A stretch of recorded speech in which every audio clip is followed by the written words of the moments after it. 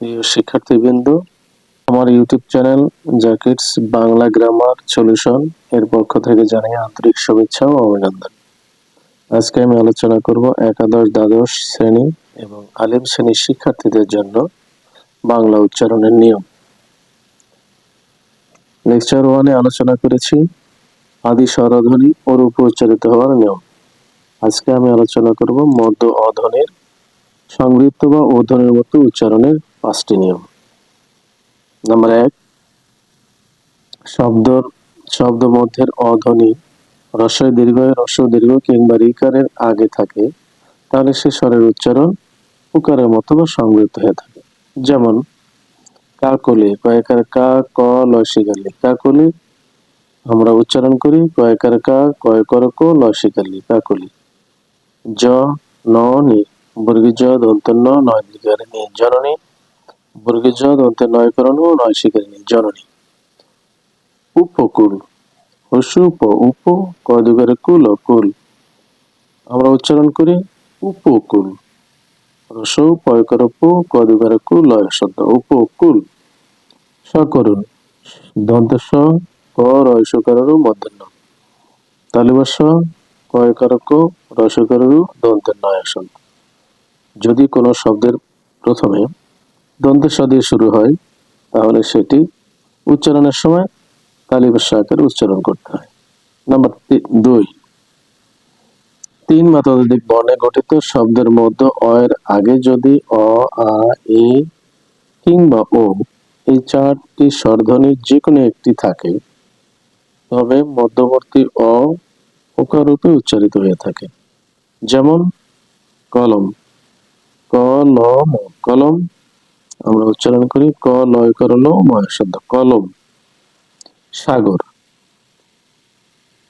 দন্ত সহায়কারে সা গ র সাগর আমরা উচ্চারণ করি তালিবস্য সহায়কারে সা গ একার কু বয়সের রয় শব্দ সাগর।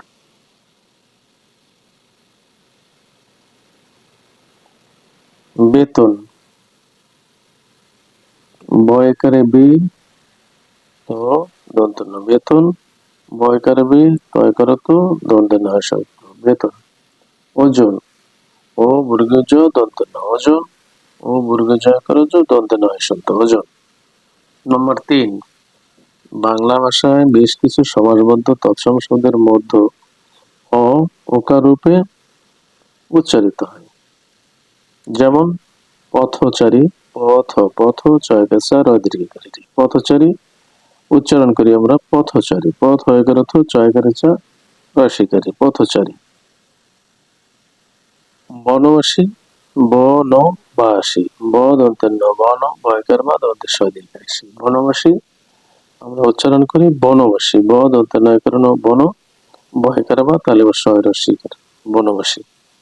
দীনবন্ধু, দিন বন্ধু দধিকারে দি দন্তের ন দিন ব দন্তের নয় দশ দীনবন্ধু আমরা উচ্চারণ করি দীনবন্ধু। দয়শিকার নয় করণ দিন ব দন্তের নয় হসন্ত দয়শিকার দীনবন্ধু।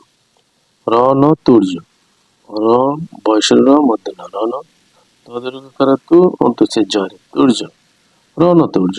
র দন্তের নয় করণ রণ দয়শিকার তু রয় হসন্ত বর্গে জয় করে রণ তুর্য।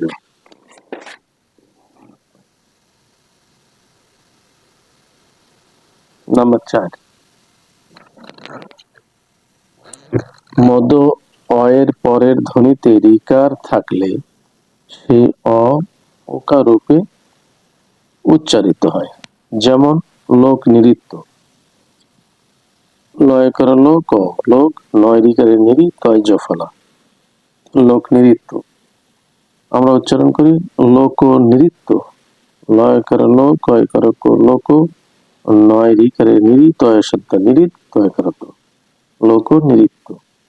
উপবৃত্ত, রস উপ উপ বয়রিকারে বৃত্ত হয় উপবৃত্ত আমরা উচ্চারণ করি উপবৃত্ত। রস উপয়কার উপ বয়রিকারে বৃত্ত হয় শব্দ বৃত্ত উপবৃত্ত। নাম্বার 5, মধ্য অয়ের পরের ধ্বনিতে জফলা থাকলে সেই অয়ের উচ্চারণ ওকারের মতো হয়।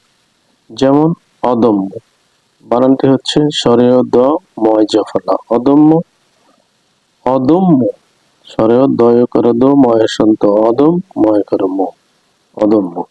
অসভ্য, স্বরেয় দন্ত স ভয় জফলা, অসভ্য, স্বরেয় তালিবের সয়কর স বয়সন্ত অশুভ ভয় কর ভ, অসভ্য।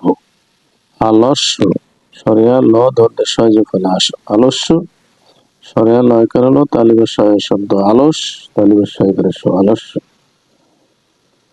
আশা করি বুঝতে পেরেছেন।